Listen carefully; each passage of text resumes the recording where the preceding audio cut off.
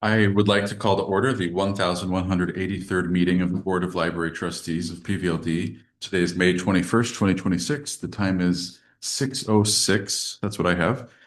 Executive Assistant Bender, may I please have a roll call? Here. Here. Here. Here. Trustee Wong. Here. Thank you, Mr. President. We have a quorum. Thank you very much. I'd like to ask Deputy Director Ryan Roy to lead us in this evening's salute to the flag. Thank you. Let's face the flag, which is located over here. And begin. I pledge allegiance to the flag of the United States of America and to the republic for which it stands, one nation, under God, indivisible, with liberty and justice for all. Thank you very much. May I have a motion to adopt this evening's agenda as presented? So Motion made by Vice President Wong. All those in favor? Aye. Aye. Seeing none opposed, the motion passes. Item number 5, I'd like to remind everyone that all library branches, all 3 will be closed this coming Monday, May 25th, in observance of Memorial Day, federal holiday. The August 20th board meeting, as a reminder, is scheduled to take place at the Miralest Library. That's Thursday, August 20th at 6 p.m. I'd also like to share that of the 3 special meetings regarding the director's performance evaluation, we've already finished 2. One on April 23rd and one earlier today. No action was taken at either meeting. The third meeting in the series will be held June 18th, 5 p.m. in the Peninsula Center conference room. Let's see. Last weekend, Rolling Hills Estates, the city of Rolling Hills Estates, continued their wonderful tradition of the Mayor's Breakfast Ride, and I had the opportunity to ride a horse as the director Addington. We were on horseback alongside other mayors and a variety of folks as part of the entourage from City Hall to Ernie Howlett Park, where we joined the pancake breakfast that's organized and hosted by the Scouts, the scouting organization on the peninsula.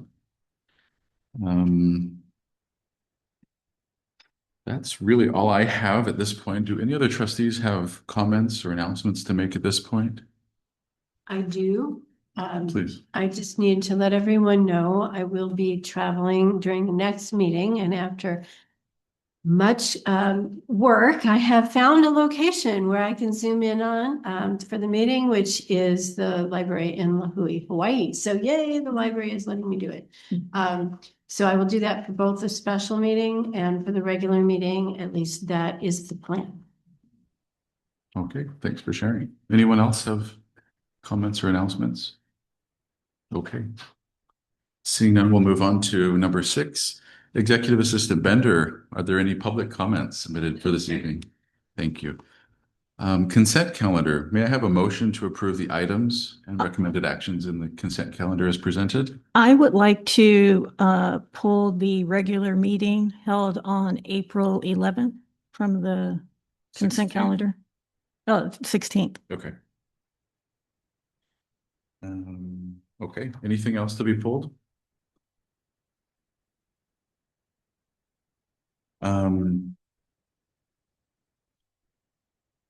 I move that we approve the remainder of the consent calendar, except for the item removed. Very good. All those in favor? Aye. Aye. None opposed? Okay. So now consideration of the item removed. If you'd like to, Trustee Uno, to bring up your Yes. what you'd like to discuss on that regular meeting. From April. So I wanted to suggest 2 corrections. So the first one is item 15, presentation of information from CSDA Legislative Days Conference. You might think this is a minor difference, but artificial intelligence was a popular topic. I would suggest that that be changed to important topic. The items that were under consideration were very important to those organizations, and I think we wanted to have the gravitas that, it actually deserves. So if that could be changed That's to, number 15 on that agenda, right? yep, Okay. first bullet, and it should be important. The other two, I'm not going to quibble about too much, so. And then the other one was under Government Relations Liaison Report, item 19. So Trustee Uno, hold on a second.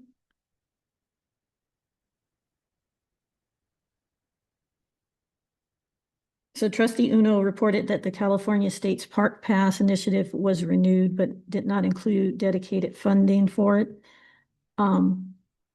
Consequently, a bill was introduced, AB 1804, which authorizes California state parks to work with the American Library Association. That should be California Library Association. Okay. All right, thank you for those. Can I have a motion to approve? I guess we're approving item A1 on the consent calendar, including the two suggested corrections from Trustee Uno. Does that sound like a fair wording of the motion? I move to approve with the modifications presented by Trustee Uno. Thanks. We have a motion from made by Trustee East, and all those in favor? Aye. Aye. Aye. None opposed. It passes. And now I'll turn it over to Director Addington for upcoming conferences and events relevant to the board. Thank you very much, Mr. President. There's just two that I'd like to bring more to the top of everybody's agenda, which is the kickoff, first and foremost, the kickoff to the 2026 Summer at PBLD Challenge. This is our annual summer reading event. Our kickoff this year will take place on Saturday, June 6th. It's at the main Peninsula Center Library from 3 to 7 p.m. And we're calling this year's event PBLD Con Into the Library Verse.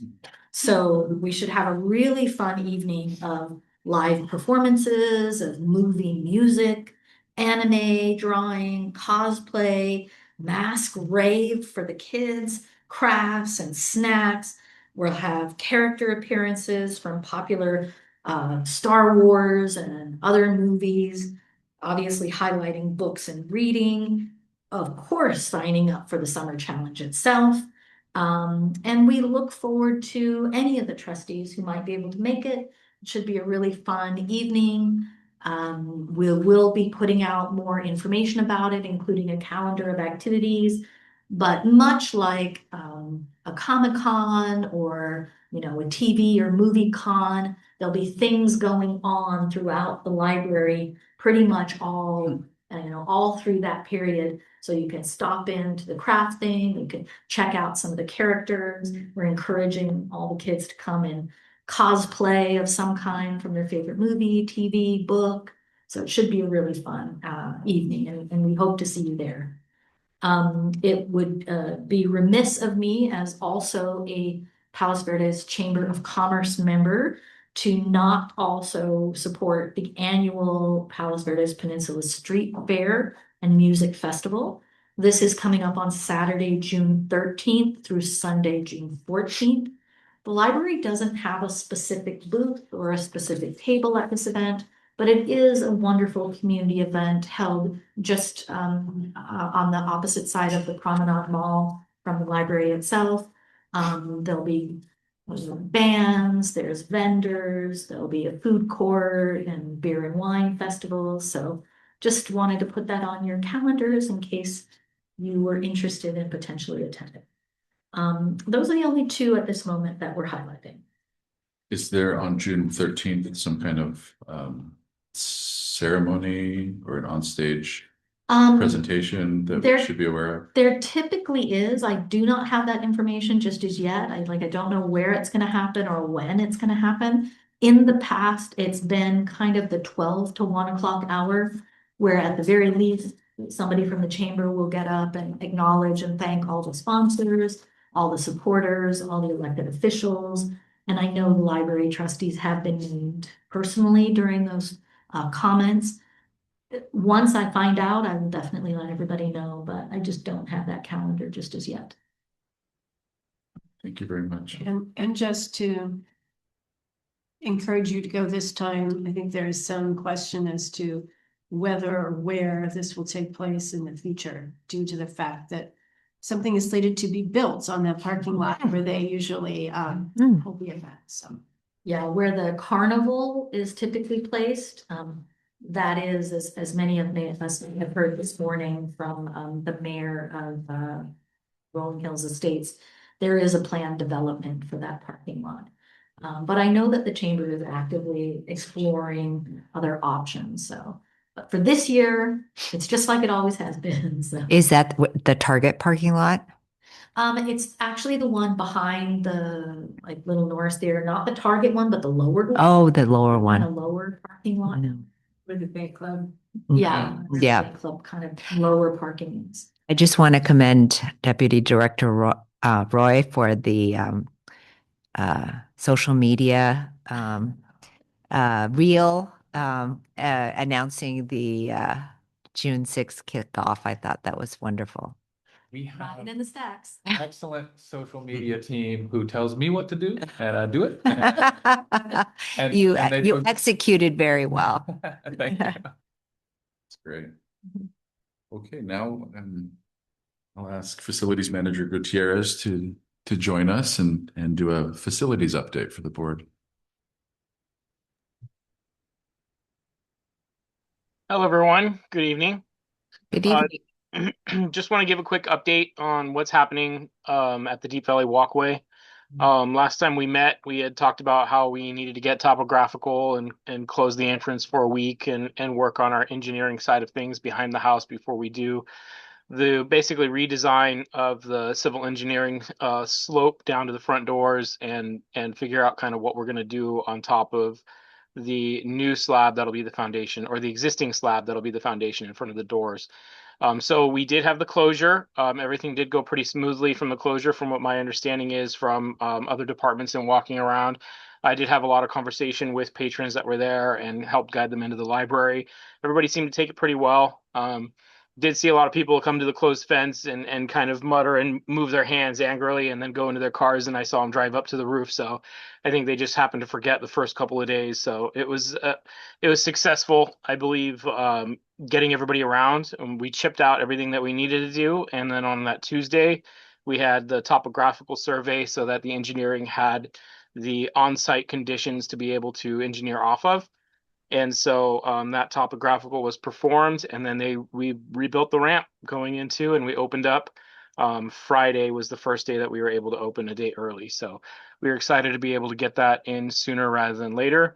And the topographical map is still being developed. I believe they're shooting for tomorrow evening to be able to get it to the engineer so that we can start the engineering on those before we go to city and county submittals for the difference in the plan sheets that we're going. So a couple different things that we had found in conditions was that we did have some water leaking through the facility's wall on the outside. So when we had some waterproofing specialists come, luckily we don't have to go the whole 12 feet, but it seems like we do need to go 5 feet down. So we'll have some excavation and some waterproofing.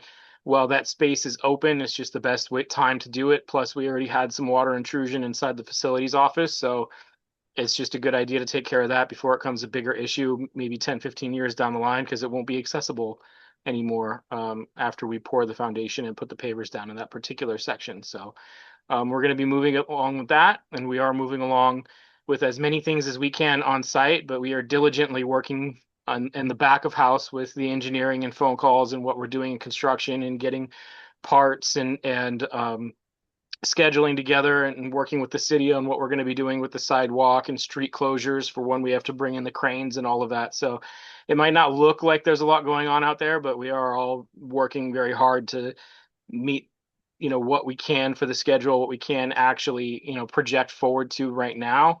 But things are moving forward. Things are going okay. Once we get past this, we'll actually start building back up, and we'll should have much less surprises in the project, and we'll be able to start to fly at that point. But that's my quick overview. Not much has happened on the ground from last week, but I'll take any questions if you have any. Thank you, Daniel. Any questions? Well, not about that, but I did want to commend you, Daniel, for getting the striping done on the parking lot for. Mm. Thank you very much. It looked great in the pictures. Appreciate it. Not a problem. Thank you. Okay, thank you so much for your report. Thank you, Daniel.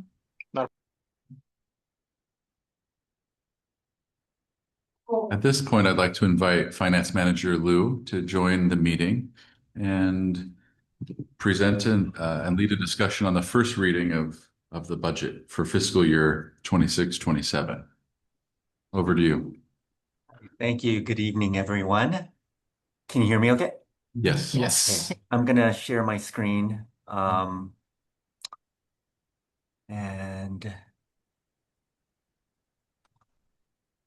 okay.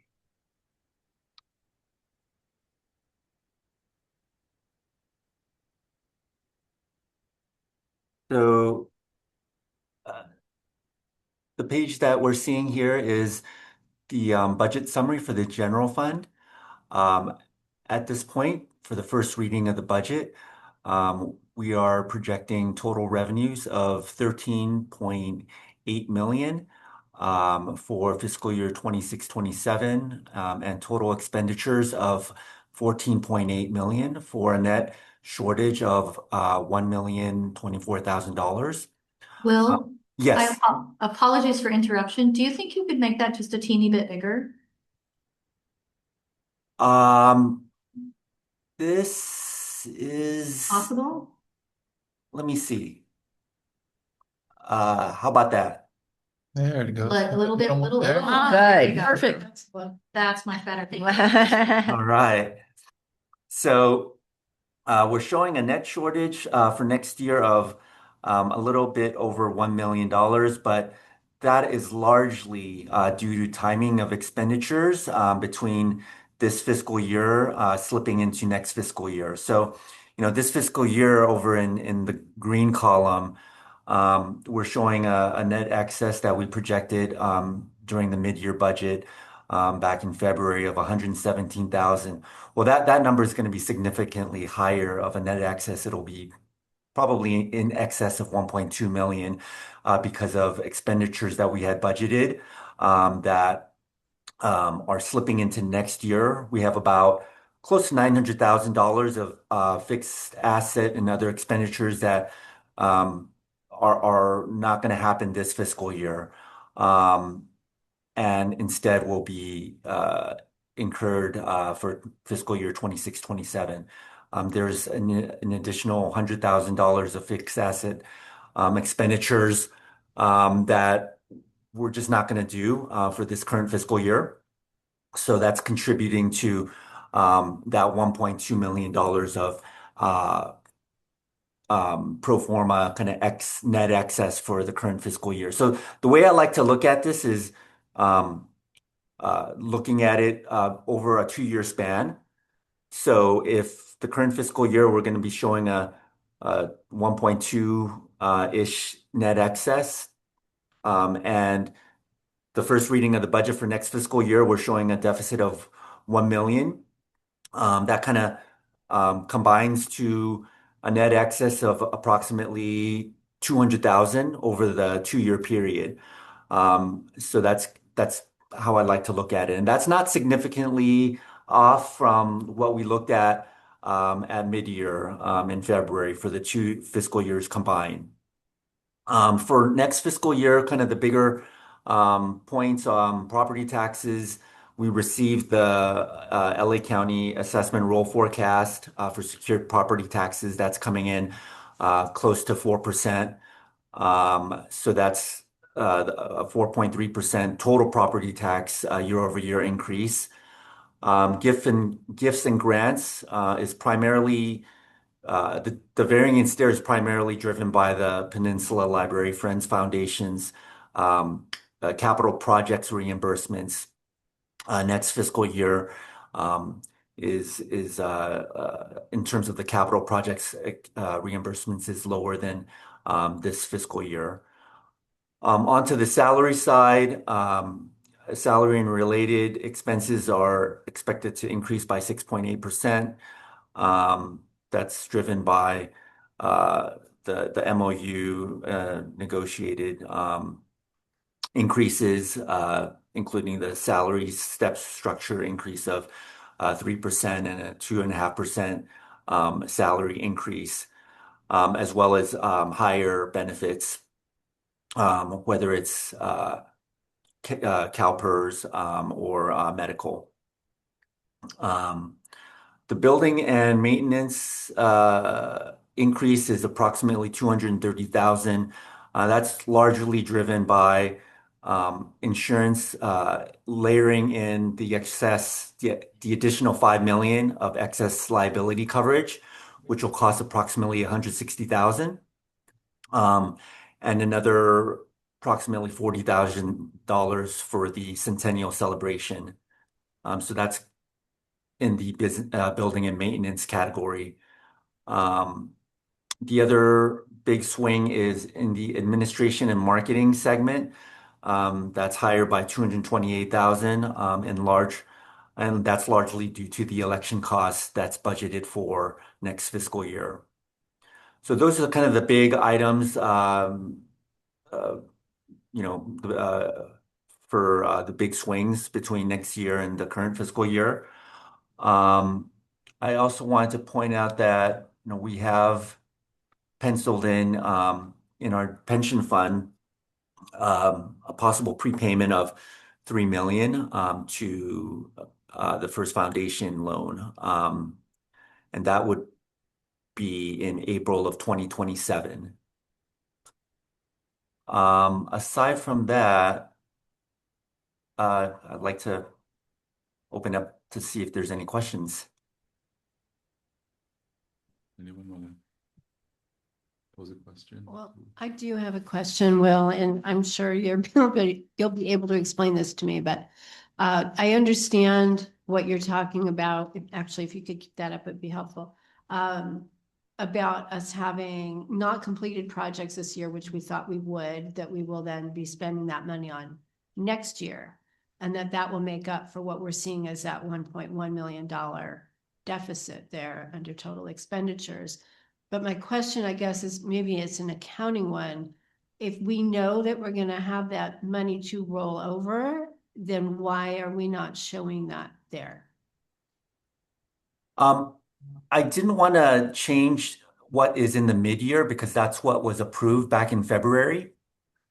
But that 117,000 excess would actually be a lot higher, as I mentioned, approximately 1.2 or more.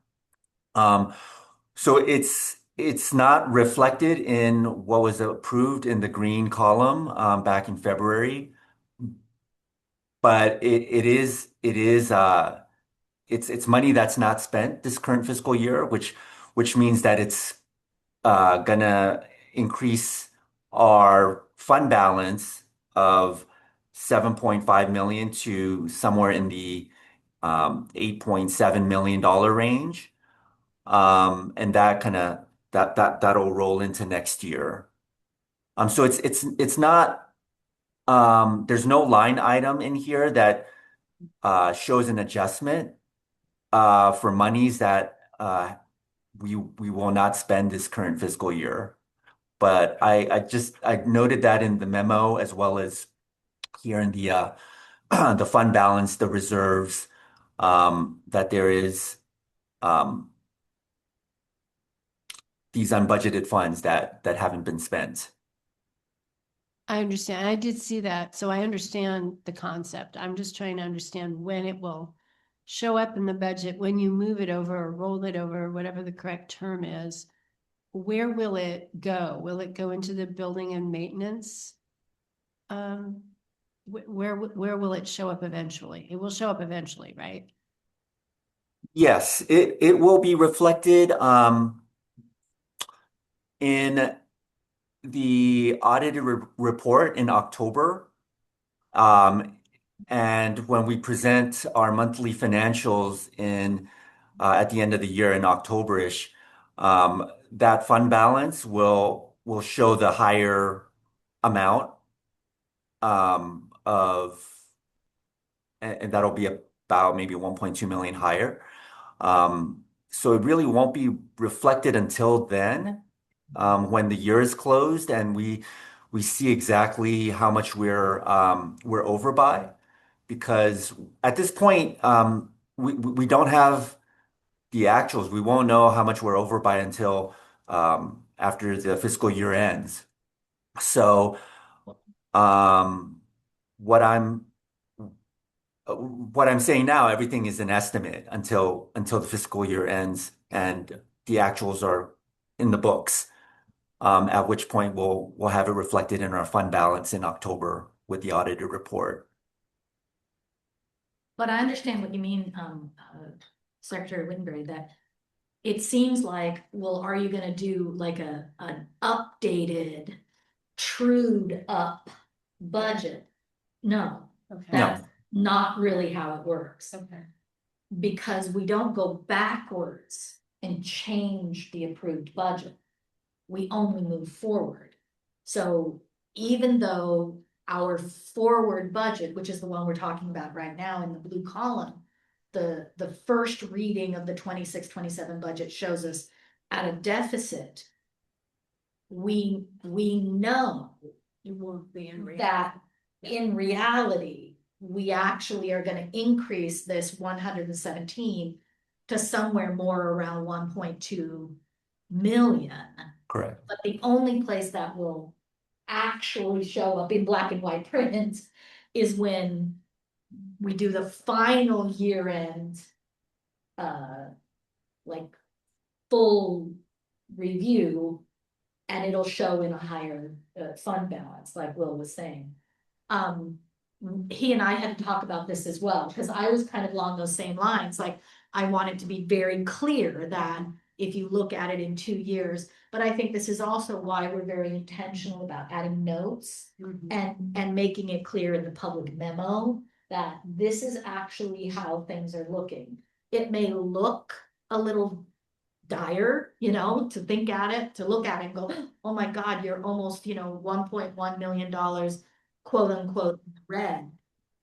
But that's not actually true, just because of all the things that, he explained and, I tried to lay out for you as well, just some additional information of like why and how these things happened. But yeah, it's kind of strange that it doesn't, like, we don't go back and correct our budget. That's, we only move forward. And we don't even show a line for No, expected excess. No, Right, we or don't. something like that. We only put those in notes and in the memo and places like that. And then eventually, like Finance Manager Lou said, in October, when the entire year-end financials are like audited, it'll show it there. But yeah, it is a little strange. I just thought I needed to be clear in my Yeah. own mind how No. it was gonna be reported. So Mhm. that answers it. Will come Sure. out in October. Okay. Any questions over here? I just have one quick question for you. Will, Finance Manager Lou. Yep. The in the memo you mentioned a 4% property tax assumption. Is the forecast generally really close to what's actually realized? I mean, you wouldn't anticipate any huge variance from that number, right? It kind of depends year to year. We received the assessment roll forecast in May, and if LA County says they expect a 4% secured property tax increase. That's their estimate, and at the end of the year, um, it's usually a little bit higher than their estimate um, in recent years. But it's not like consistently like, oh, it's always 1% higher or 0.75% higher. Um, and their estimate is also based off of LA County as a whole. So I also take a look at how how that trends compared to the district's boundaries, property tax assessed values, and that information comes out in August. So I have a better understanding of maybe where our district our district's property tax revenue will hit. But yeah, it's not too far off. I would say it's not. You won't see them estimating 4%, and then we'll get like a much lower, like 3% or a 6% um, secured property tax rate. It's within 1%, um, usually on the conservative side. All right, thank you very much. And then, sorry, another question. I really tried to read this carefully. Under fund balances, and I'm not quite getting to it on my computer, but I made a note. There was something about getting emergency reserves from unspent funds in 25, 26. And so then the question was, if we're getting it from the unspent money in 25, 26, which we've just discussed was supposed to cover the projects that we didn't complete this year, how is it going to cover both items? Does that make sense? Does my question make sense? And maybe I'm missing something from the note. Let me pull up the slides. I'm not sure I completely understand, but let's see. Are you referring to this slide here? I think it was something in the memo. Is that what you're? Yeah, we haven't seen it just yet. It's not showing. There we go. Are you referring to this slide? No, I'm referring, Not more like in the memo, yeah, the memo. I'm referring to the memo and it's titled fund balance / reserves. the last page of your memo. Okay, and you're looking at B? B. Well, a combination of A and B. Because I think what we've just been discussing is, even though we were originally showing $117,000 surplus, in reality, we're looking at probably more like a 1.2 million. And so what we've said in the memo is, in A, while we say that we have the 6.4 million and it's less than the 50%, if you included the 1 million of unspent funds that we're rolling over, then we meet these reserves. But I think what Secretary Wittenberry is saying is, but how can money, or is money being like looked at in two different areas? Are we using it not only to do the projects that we say we want to do, and how does it then also fulfill our fund balance quotient? How I'm does so it do glad. both? I'm so glad Director Addington can interpret my questions because Yeah. that is exactly No, what I get it. How, how does it do both? And my layman's answer might be, because until we spend it, it is excess. And while we have it planned to spend, we haven't spent it yet. So as we spend those monies and as we pay down the invoices and POs that we have for these projects, we will slowly take away from our reserve fund. But we also have it's not our only emergency funds. I mean, we do have the, our ending fund balance and our reserves are, we've got the 6.4 million in our reserves, so we're spending what we were gonna put in our extra reserves, but not in such a way that we're gonna like offset or create a challenging situation for us. Right. And That I makes just wanted sense. to add that, because we have that one point, call it $1.2 million of additional money that hasn't been spent, our fund balance is down here at the bottom, 7.4 million for the ending fund balance for June 2026, and then 6.4 million for June 2027. That's understated by 1.2 million. So if we add that, um, to what's showing in this table, then yes, we'll completely have covered our 6 months of operating expenses, and then we'll still have um, amounts left over for 5% emergency reserve. And keep in mind that these reserve numbers are as of fiscal year end, so like June 30th. So the point of having this is to make sure that we have enough to pay for all the expenses through December, which is the low point.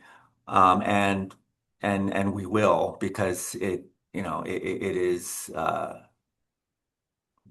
we do have an extra 1.2 million in there that covers it.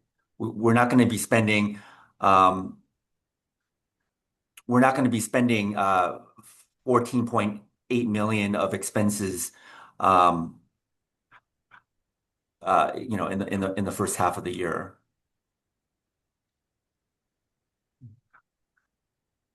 Okay. So the plan to backfill that is basically based on timing. Is that what you're saying? Um, I mean, there's no backfilling, I guess. It's Yeah, more, hard to explain, but I understand what you mean, and I can appreciate the That question. it's a done, I'm- you've Yeah, done one. I'm And trying you're to figure out like, well, but you're not, because when it's in our fund balance, we're not spending until we spend it. And then plan to spend it. ideally, yes. Right. But we've also got an entire another fiscal year of of a budget that may again result in a surplus. Okay, and that's So- what I meant by backfilling. different Right. Timing. Okay, Yeah, okay. yes, I suppose in that regard, yes, it Okay, is. so, Yeah. so we are on the same page, and Yeah. now I see how we will I all know. end up okay. Yeah, I think the key thing here is that just kind of view the budget as like a flowing river, and what you're looking at is just one snapshot Yeah. in a moment of time. Yes, but I just want to be Yeah. able to understand it and Yeah. make sure that Yeah. we're not. No, but I think, Right. yeah, you're right. Okay, Mhm. Okay. thank you. I think that's all for this, and then we'll come back for the final reading next time. sounds good. All right. Thank you very much for joining us this evening, Finance Manager Lou. Thank you. Okay. Item number 12.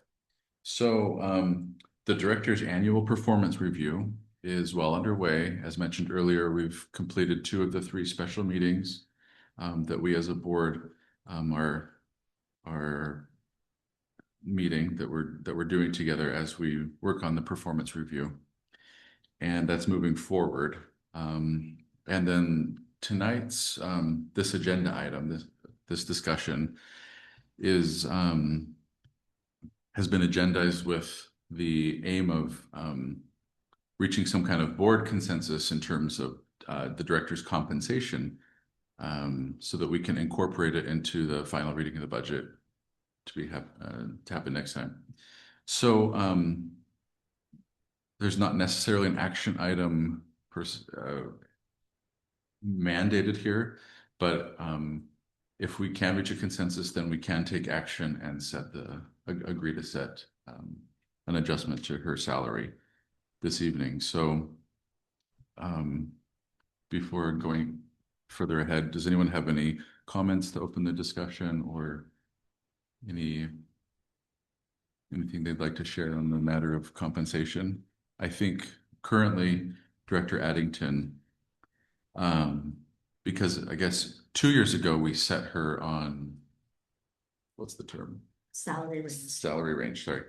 So she's at range 82, and in 2025 moved from 7 to 8. So she's currently at step 8. And so that's where things stand right now. Does anyone have anything they'd like to share or bring up at this point? Okay. So, I mean, I think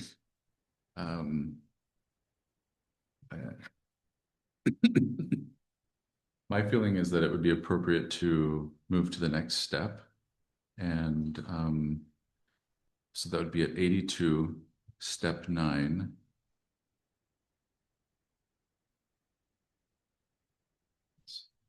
Have the chart.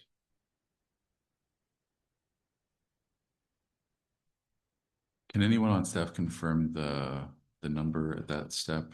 An 82 step 9 is 235,590. Is that on the purse schedule? I had That is PERS 2025-2026 schedule. Does that include the MOU? Yeah. Okay. So that's the 5.5% we're talking about. It's Yes, included in that again. I'm pretty sure. I'm pretty sure that's what it is. Okay. I thought What- Do you have a different one? That's it. I'm not finding it, but Are you asking what the current year Oh, it's, number is, you know what? or I next fiscal year? apologize. I'm looking at the 25-26. I should be looking at the 26-27. Yes. Okay, apologies, I'm looking at the wrong one. But we can get it real quick.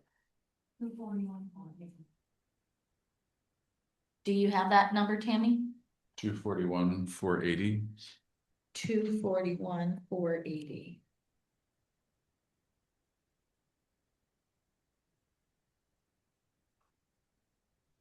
Is that confirmed? Yes. Thank you. Wanted to confirm the actual amount. So that was the number you gave was for the 25-26? 25-26. Yeah, okay. That I was looking at. All right, understood. So that reflects a 2.5 increase. Is that correct?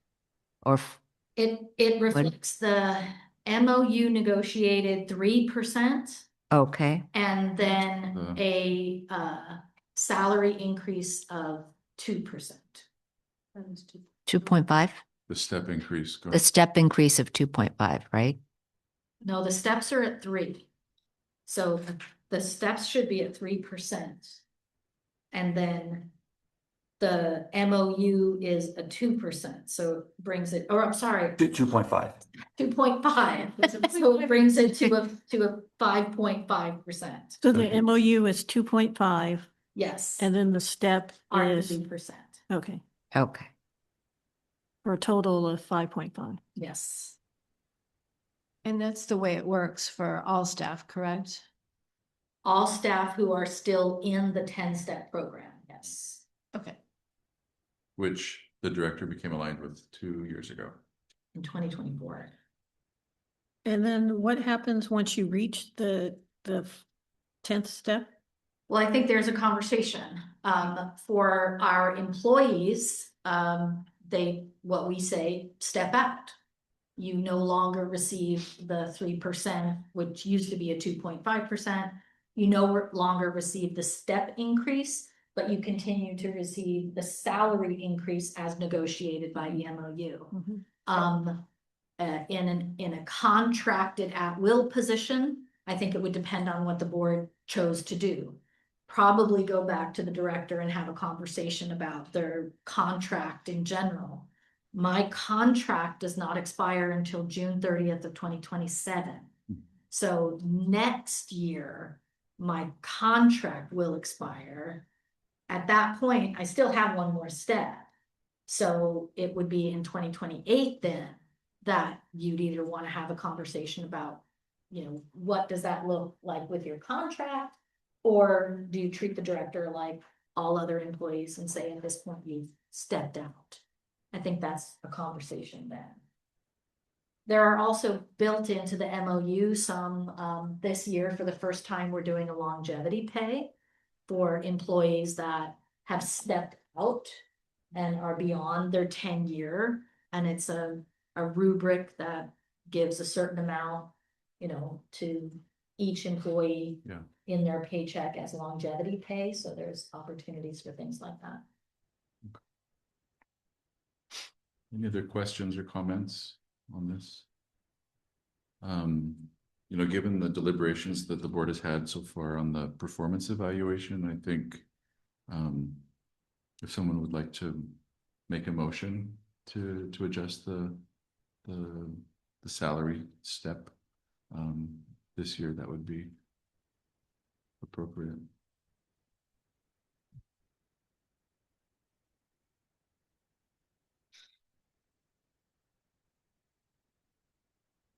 If there are any more points of discussion, please feel free to bring that up as well. Yeah, I'm happy to answer any questions either, you know. So we're Yeah. making a motion here to, the 3% has already been negotiated. And since you're fall within the salary range and you have other steps to move up, that's the standard. So we're discussing here the 2.5 Step increase, yeah. step increase, right? Yeah, the step is correct. Mhm. The memo that Human Resources Director Uden Armstrong sent us said that Director Addington has received the 2.5 step increase over the last 2 years.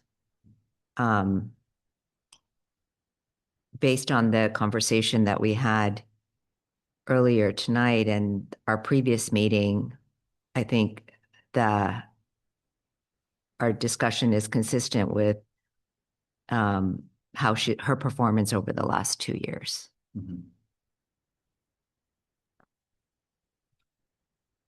And therefore, I I thought maybe somebody else wanted to add a therefore, but maybe I will just add a therefore. I make a motion, Okay. okay, to increase Director Addington's salary to 5.5%, or increase it 5.5%, reflecting the MOU increase, the step increase of, no, MOU increase of 2.5% and the merit step increase of 3%. So moving to step 9, Is that correct? from 8 to 9. Step 9. Yes. Step 9.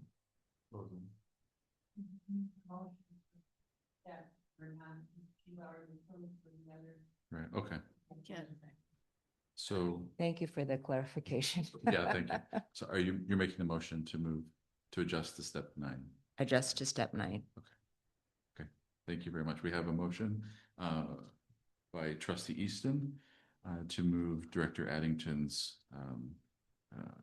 to make a salary adjustment to step 9. Is that right? Okay. So at this point, all those in favor? Aye. aye. Aye. Any opposed? Okay, the motion passes. Thank you very much. Thank you very much, everybody. I really do appreciate that. Thank you. Okay. All right, next is item number 13 regarding the designation of the new entryway. Thank you. Director Addington. Thank you, Mr. President. You have a memo, but I want to talk very briefly about this. What I am proposing is not a naming of the Deep Valley entryway. Should a particularly generous donor come to us with an amount, a donation amount that would be worthy of naming a place like our entryway, we certainly would be open to that. What we are hoping to do is kind of move away from saying the Peninsula Center Deep Valley entryway, which doesn't really engender a lot of pizzazz or anything like that, and start sort of colloquially calling it our library plaza. Meet me at the plaza. We're gonna be out at the plaza. Park your bikes. There's 2 brand new bike racks out on the plaza. Just a way of acknowledging and recognizing it as something more than just an entryway. And it also helps when we actually do the dedication of the space with the Peninsula Library Friends Foundation. And I'm giving you some language here to be able to say that the creation of this plaza, rather than the remodel of the entryway was made, the creation of this plaza was made possible through the vision and leadership of the Palos Verdes Library District and the Peninsula Library Friends Foundation, and through the generosity of the estate of Rita Gremlin. Additional thanks to the City of Rolling Hills Estates and the many contributions of our dedicated library patrons. So it's a teeny bit generic, but I think appropriate to just acknowledge that we've created this wonderful new space. And it doesn't take away from the opportunity for a more generous naming opportunity down the road, while still acknowledging that we've created a new space, and we would like to start referring to it as the plaza. Rather than just do that, I wanted to get the board's buy-in and approval so that we were all kind of in support of this, and ideally starting to now use that term as we refer to that space and say, we've got all brand new papers in the plaza, that kind of thing. So again, I just really wanted to make sure that we were not, it's not a naming, it's just a more casual naming, but not a formal, it now has a name to it. Where My would, real question is that are we actually putting some type of signage or?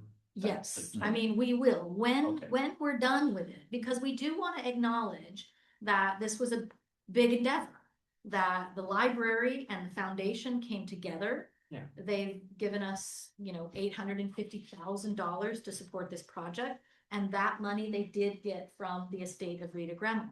But we're not calling it the Gremel Terrace or the Gremel Plaza. And should we need to do a naming down the road, that's certainly open to us. But we do want to have, as we were saying, we do want to have a dedication ceremony. We want to invite, local elected officials and legislators to it. We want to have balloons and cake and say, we have this beautiful new entryway. But we're not naming it after the Rita Gremel estate. We're just kind of giving it a new moniker locally. where will the plaque go? Sure yet. Thinking maybe over by the door. Maybe. Like to the right where the wall is? It could be over there, or maybe somewhere to the left, depending on what kind of structure. We haven't established a place for it yet. Somewhere where it can be seen, but it won't be on one of the columns. Maybe by the front door somewhere. Yeah, we kind of have to look and see. And the Friends have already given us $2,000 to pay for the plaque. So or the foundation, apologies. So they are fully willing to support the payment and the creation of the plaque, and when we finally get a dedication date and when we're ready to do that. Yeah, we really are transforming the space. So it's no longer a entryway. It is more than an entryway. It is a plaza. So I have no problems about, changing our reference point, because that's all it really is. I think, and I mean, plaza, I'm not sure if it's exactly a plaza, but it does give that sense of a gathering space, place where you can come and stay and visit and sit, where before you really did just walk through. And now we're really encouraging people to use it, so. A plaza is an open public square or gathering space located in the heart of a town or city. That's the heart of our community. Yeah. Mhm. We'll take it over entryway. That's great. I love the idea. And do we need a motion? Yes, we do. Yes, we do. So moved. We have motion made by Secretary Wittenberry to approve the informal naming of the Peninsula Center Library Deep Valley entry as the Peninsula Center Library Plaza and the wording of the dedication plaque as presented in the memo from Director Addington. I think that's right. Any discussion or questions before the vote? Okay. All those in favor of this motion? Aye. Aye. Aye. Any opposed? Okay, it passes Wonderful. Thank you very unanimously. much. Thank you very much. It does say typically surrounded by shops, restaurants, maybe a coffee Maybe I'll, yeah, stand. Even more so. that's to fit the definition. Okay. Item number 14, Director Addington, discussing a memo that's included in our packet regarding the July meeting. So as noted in the memo, it is not uncommon for the Board of Library Trustees to cancel or go dark 1 month, especially in the summer. In consultation with President Bugler and, looking at some of the schedules of our own staff, staff would like to suggest that we go dark in July. All agenda items that are tentatively now scheduled for July can easily be moved to August. And it also allows us to do the August meeting at Miralest, which is where it's scheduled to be done. So we would skip one of our branches while still allowing us to have 1 month off during, the height of the summertime. So between June and August, we'd be able to split the July load, for lack of a better term. Very much so. Okay. July at this moment in time is basically empty. And yes, I believe that whatever may come up between now and June, we could throw into June or we could delay until August. Is there any questions? Go When ahead. was our next meeting regarding the directors? June 21st. It's the hour before before the June regular meeting. Is that what you're asking? The next so- special meeting okay. on? So I just want to make sure that we're talking about July 2nd. Okay, so Right. we're Right. okay. So we would still have our June meeting, Mhm. a special meeting before, and the regular meeting in June. And then we would go dark in July and come back in August.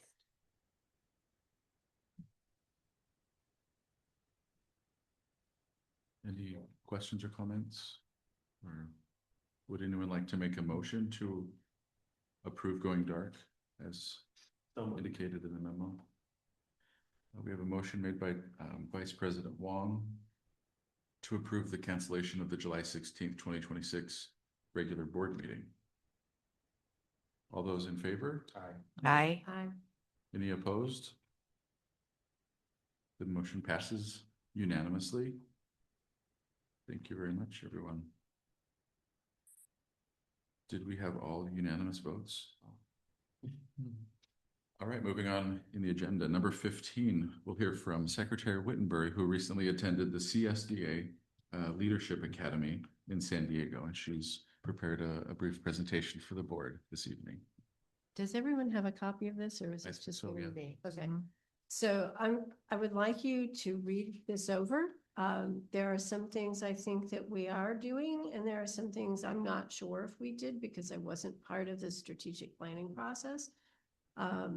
And there was also a recommendation, which I also know we are not exactly doing, but I now understand the reasons why, that they recommend the executive director's salary raises be tied to his or her evaluation results, rather, I think, than a step process. But the step process is in place, and to the extent that it is probably not going to be granted if we didn't give a good evaluation, it is tied to the evaluation in that sense. So, but I did want to point that out as things that they highlighted throughout the training, and I thought was important to bring back to you. Also, and I'm not sure if you're all aware of this, but with respect to finances, SB 827 now requires all board members to take fiscal and financial training for 2 hours every 2 years. I completed that as part of the leadership training. I don't know where everyone else falls. So executive assistant vendor, you may want to put that on your list to remind everyone of. And I did just come across our emails, an opportunity to take that if you have not done that. So they are sending those out. So there were quite a lot of good things in there. There is something I'm going to be asking to add to our agenda at a future meeting because it was again brought up that we should have something I don't believe that we have. And also wanted to find out, do we have a whistleblower policy? Because that was another thing that was recommended that we have. Okay, good. So again, if you just read it over, it's quite short. I tried to summarize succinctly for you all, but I did find it very, very valuable. I learned a lot. I made some good connections, and I was very happy that I am not on the board of trustees for a special district for a cemetery that's running out of room. Well, Because quite a few of the participants actually were. So I count myself very blessed to be on this board and to have you all send me to get the training. I appreciate it. And I plan to use it as you've seen that I've already been putting it into practice today. When they addressed the compensation and reimbursement policy, just out of curiosity, was there any mention of roughly what percentage of special districts in California compensate members of their boards? Is that what this is referring to? Compensation of board members? I'm not sure what you're referring to, but in the last paragraph, AB 1234 requiring a compensation and reimbursement policy. Thank you for pointing that. I should have highlighted that. Yes, so we should have that. Yes, most people there were compensated, not much. It was per meeting and it, wasn't a lot, but apparently we have a law that requires us to have that. Do we not? I thought we did. Yeah, we have a full reimbursement policy. I Right. mean, we have all of that. We do not, as you know, we do not compensate the trustees per meeting or for travel or anything like that. We have a fairly robust travel budget for like conferences and webinars and workshops and events like this morning's, but yeah, we don't have like $100 per meeting or something like that. Yeah, I was just curious if that's the majority of special districts or, anyway, just Not sure. curious. Can you provide, and this is for Director Addington, Sure. an update on the SB 827, the finance Yeah, training? we have until 2028 to take that training. So I think one of the things we were also potentially looking at is starting that in January. Just to, there's been lots of opportunities to take it. There will be lots more to take it, but we do have quite a while to get everybody into that training. But we can absolutely start, sharing that information with the trustees. That's not a problem. We have a lot of time now. I will say there were some very hair-raising stories told about finances in some districts and some things that had happened, which probably caused me to ask more probing questions than I may have otherwise done about the proposed budget. But, it was clear that that is our job to watch that very, very carefully and what can happen if we don't. So. Sure. And just to reiterate for all of our many viewers, our constituents throughout the Palos Verdes Peninsula region, none of us are compensated on the board in any way. Okay, thank you for that report from the leadership training. And now moving on to, unless there's another question or comment on it, seeing none. Item 16, back to the district director for her monthly report. Thank you very much. Everybody should have a written copy of my April report, so I won't dig into it too much. I'm happy to answer any questions about it.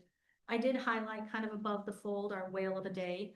We had a really wonderful event at the Point Vicente Interpretive Center. doing Whale of a Day. They talked to a bunch of community members. We had great engagement from our own staff. I was very disappointed this year that I couldn't attend the way I normally do because it did conflict with our own volunteer appreciation luncheon. And that was just because of the postponement of the Whale of a Day from its original day to this particular day. But everybody who went shared that they just had a really great time. It was a really wonderful day.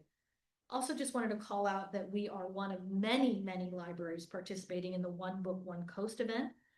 As noted in the little icon here, the largest book club on the West Coast. We've been hosting several events around that.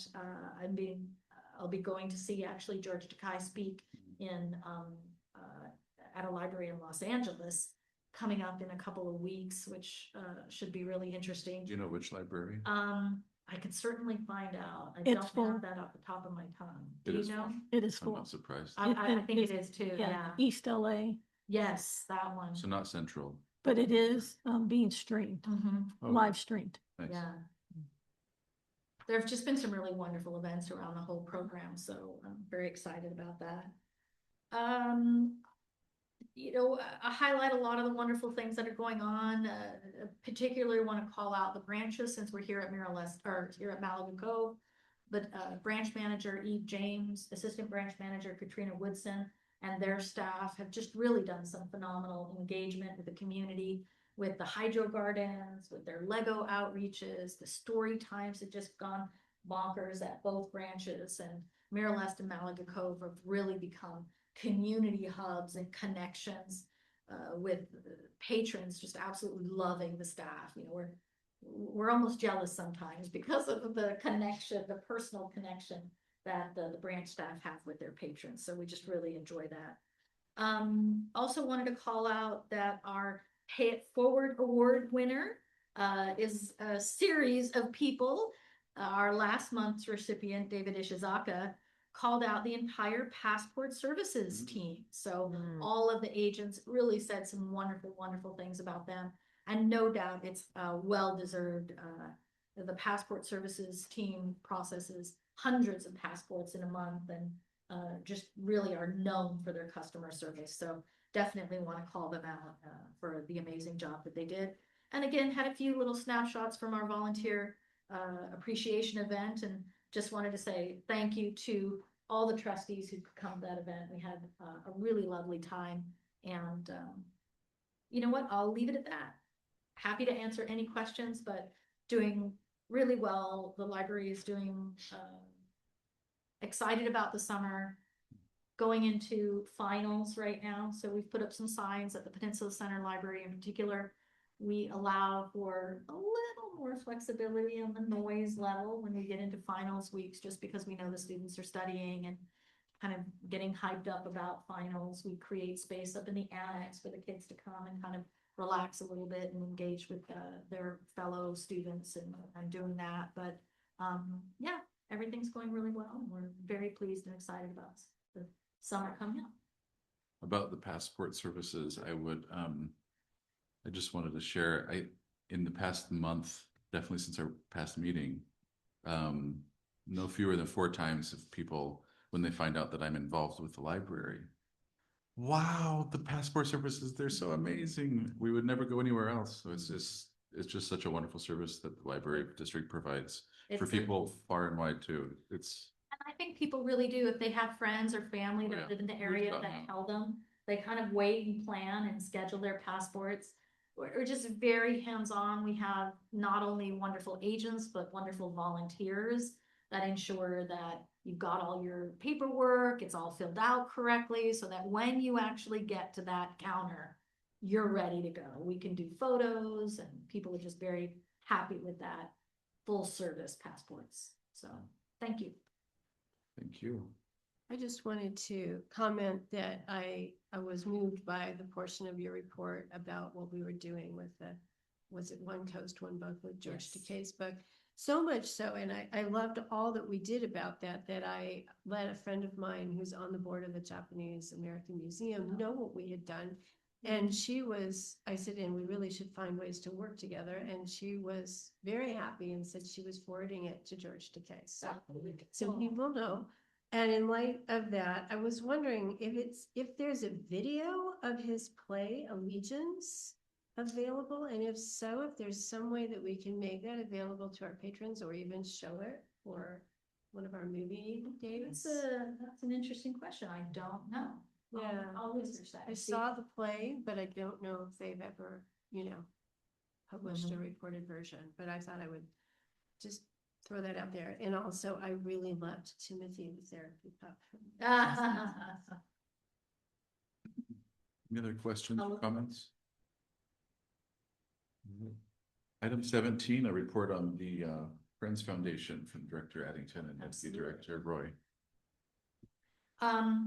So Ryan and I were in attendance at their last meeting. As you know, Executive Director Merlin David has left the foundation for the Peninsula Education Foundation.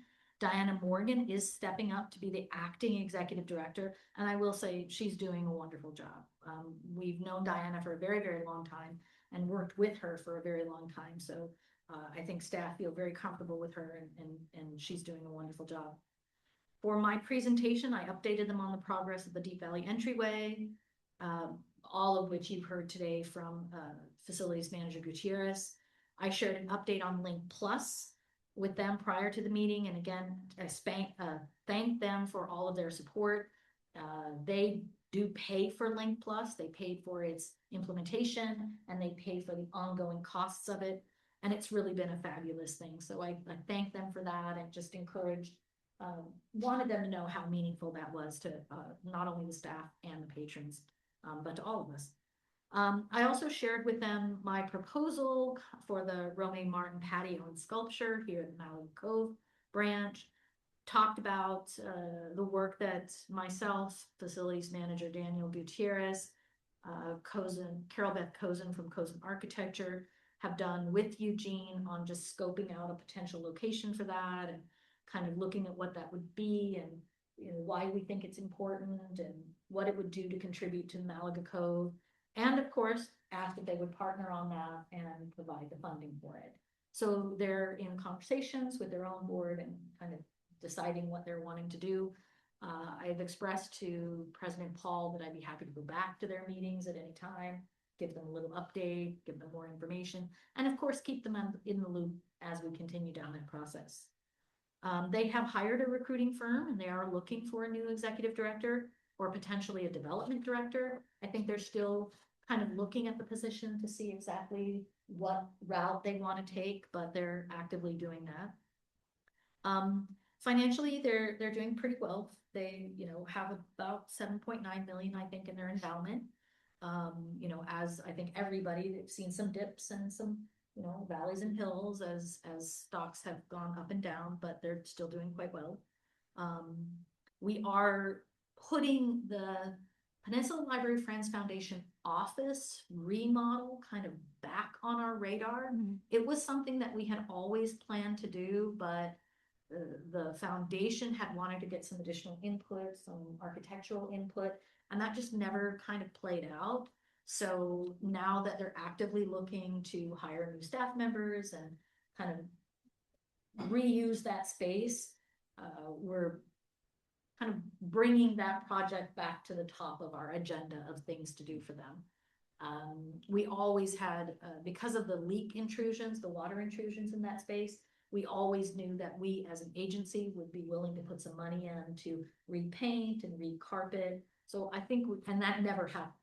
So I think we're gonna just, keep going with that project and get that room done for them as soon as we can, and help welcome whatever new staff people they bring on.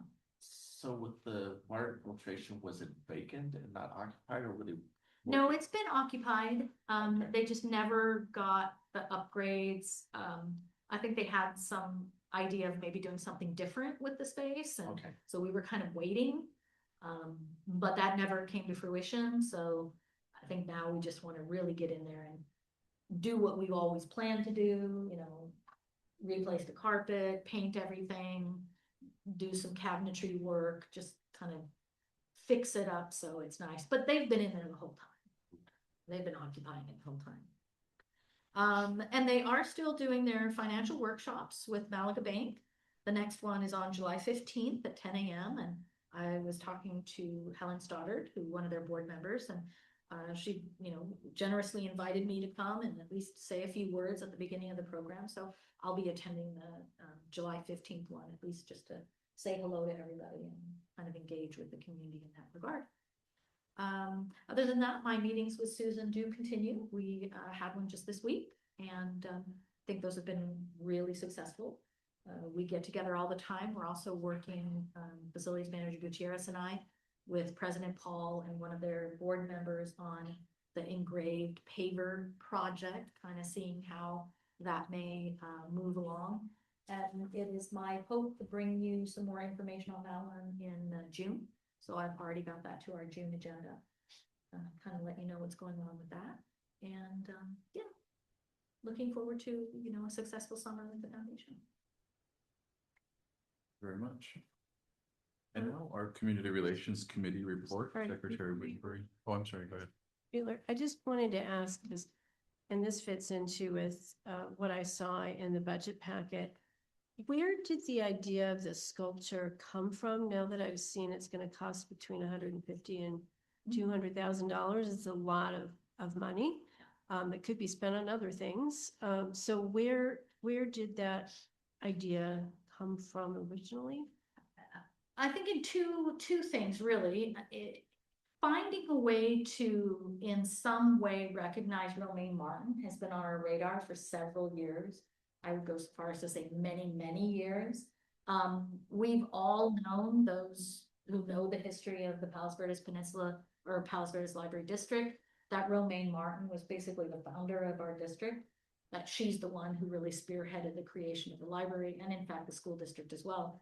And yet we've really had nothing that ever recognized her. We've never named anything after her. We don't have a Romaine Martin room. We don't have anything. So there's always been this desire to acknowledge and recognize this person in some way. But as we're going into our 100th anniversary, that's really something that when we talk about how do we acknowledge and recognize the library district centennial, what does that look like? It really again brought up the concept of how do we acknowledge our creation? Where did we come from? Who made it possible for us to even be a library district? And that person is Romaine Martin. So then we started thinking about ways that we could do this. What would this look like? We could do a plaque. We could do a painting. We could do, we could just name something. And it was through the 100th centennial staff committee where we are actively planning events for the 100th that we initially kind of came up with this idea of doing some kind of a sculpture. I reached out to the Marilyn Long, the Long Foundation, and said, what do you think about this? If we were to commission a sculpture, what would that look like? I also reached out to Gail Finney of the Arts Center, and both of them, like literally the very first person they said was, you need to talk to Eugene Dahl because he's a nationally recognized sculptor. And getting a piece from him would not only be a little bit of a feather in your cap as a library district, but I think it would be a wonderful recognition for, 100 to celebrate the 100 years and celebrate, the community member who made it possible. And it just so happened that he lives right here in San Pedro. In conversations with the foundation, I think I'm hopeful that it's not going to be a problem to get the funding for the sculpture itself. The patio kind of came because we were trying to figure out, well, where would we put this, to be quite honest. And I had a variety of different thoughts up against the library, facing the park, but we didn't want to do anything that would engage with the historic part of the library. And we didn't want to put it in a place where it was kind of in shadow. So that's when we started looking at the new patio or the proposed patio area. The other thing that does is it addresses another concern that we've had in this building and requests we've had from our community, which is more outdoor seating.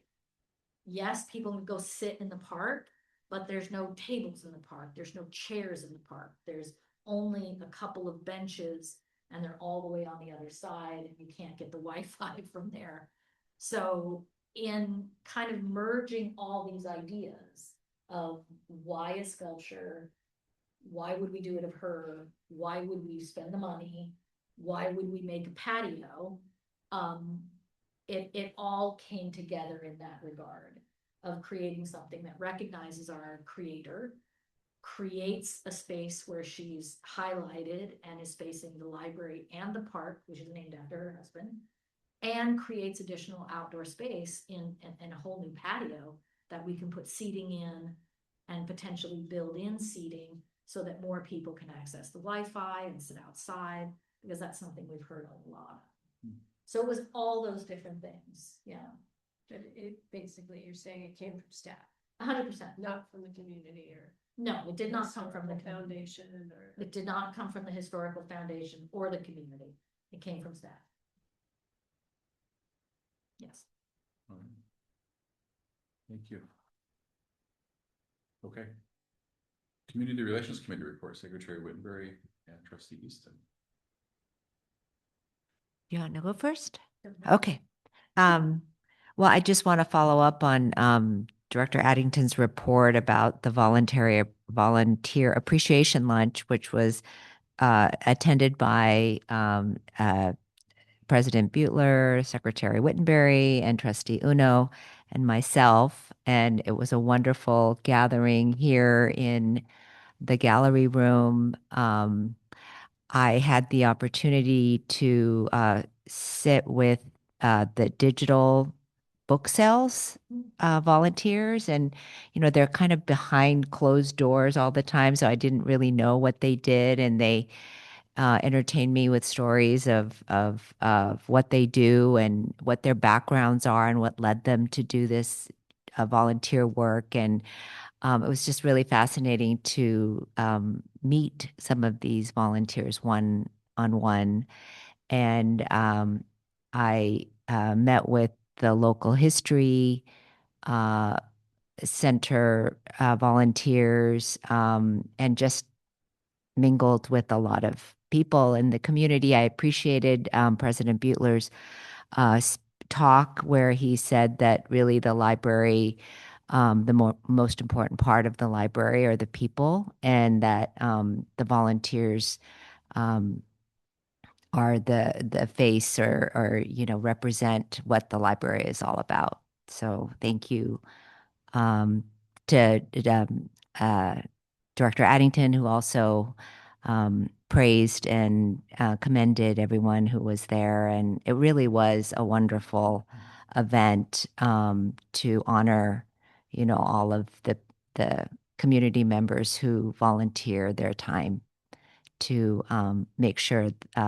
library services are enhanced and that they can participate in something that's so special to the community. Yeah. I'll just add that after the appreciation lunch, I did go over to Whale of Day. And I did stop by our table, and we had some very, very valiant staff members who had been there all day. And I've done that for other organizations. It is an exhausting day dealing with the public for that long. So I really hand it to them. And Daniel's not there, but he was anymore, but he was one of them. And then two others. And so I was told that it was so successful that we ran out of the craft that we had for the kids at 3. I stopped by at 3. There was only an hour to go, so they were about to pack up because we'd run out. So that shows me it was super successful, but I just wanted to give a shout out to those staff members, if you can pass it on for me, because I do know what a long day it is. And that was really, and they had to miss the volunteer lunch. So that was very, very nice of them. And then this morning, of course, there was the State of the Peninsula Breakfast, which many of us attended, and it was a lovely event. We learned a lot. And as I was sitting there, I realized it was the state of the peninsula breakfast, and that our district and the school district are really the only two that span the whole peninsula. Everyone else was speaking about their individual city. So afterwards, I ran by who's now the new executive director of the chamber. Hey, what about you add the district and you add us next time? And she said, that sounds like a separate event. But then I talked to the president of their board, and she thought it was a great idea. So I just wanted to make sure, Director Addington, you know that I've raised that since you were on the board, in case that gets discussed further. But I do think, especially with our anniversary coming up and in light of the fact that we want to be out there and visible, a wonderful way to do that. And I would like to hear from the school district too about their declining enrollments and what they plan to do and all those things. So that is all that I have on the community. Thank you very much for sharing. And now Government Relations Liaison Report, Trustee Uno. Thank you. I do not have anything this month. Okay. So if I might just pop out something. Sure. So in 2023, the Huntington Beach Library, by the way, is a city library. So in 2023, City Council did 3 things regarding the library, their library. And to focus on one of those things, they basically restricted access of reading clothes to young readers. They got sued. And ultimately, the thing that they did ran afoul of the Freedom to Read Act, as promoted by our Assemblyman Albert Succi. So the city, as defendant, lost. And now they're being ordered to pay or reimburse the legal expenses of plaintiff attorneys to the tune of, call it $1 million, but technically 960,000. So the point really is that you know, there is consequences to, shall we say, messing around. Yeah. When did that settlement, all right, when did that verdict come in? The verdict came, I think,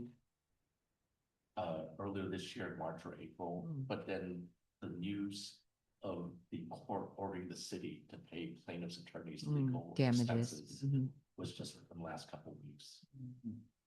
Interesting. Thanks for sharing. Now, items for future agendas. For June, we have a few things. So standard items in June is we will do the final reading of the budget.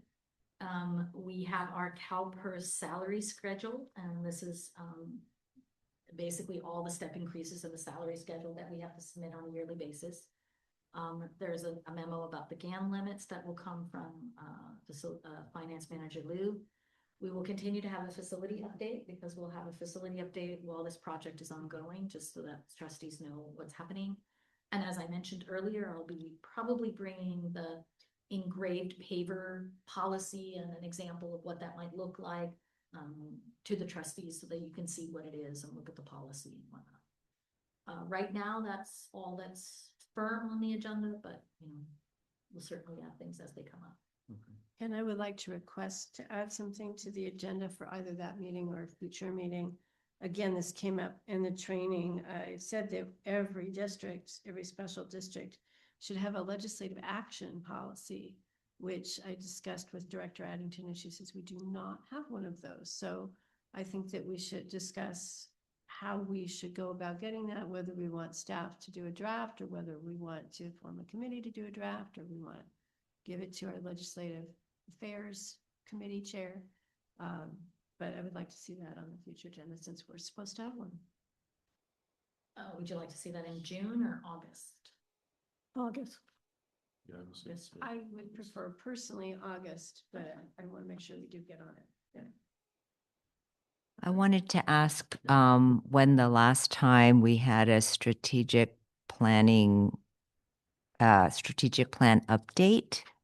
I think we might have had one earlier this year, but it's been a little while. So if we could just have a brief update on that now that it's the end of the fiscal year.